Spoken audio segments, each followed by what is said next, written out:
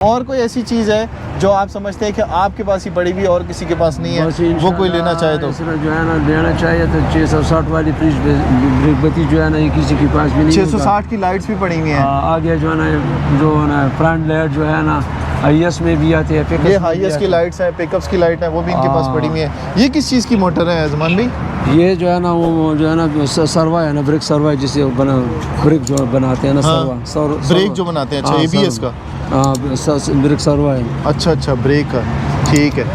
मुझे समझ नहीं आई वैसे, लेकिन देख लेते हैं। और ये जो बेल्टें हैं ये सब हर गाड़ी पे लग जाती है? ये सबकी मुख्तलिफ होती हैं? ये नया पुराना मॉडल जितना भी गाड़ी सबको लगती है। 660 की कौन सी होती है? करोला वाली जो है ना जो 6 में तक 2006-2008 तक जो है ना।